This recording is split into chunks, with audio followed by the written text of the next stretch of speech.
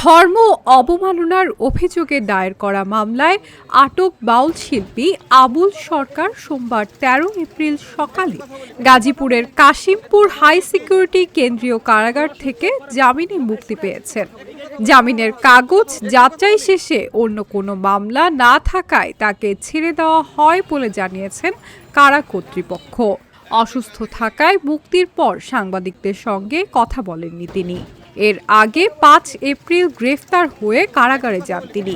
পরে হাইকোর্টের একটি বেঞ্চ তাকে ৬ মাসের অন্তর্বর্তীকালীন জামিন দেন।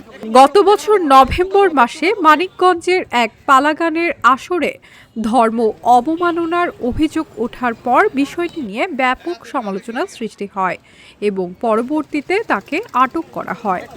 একটু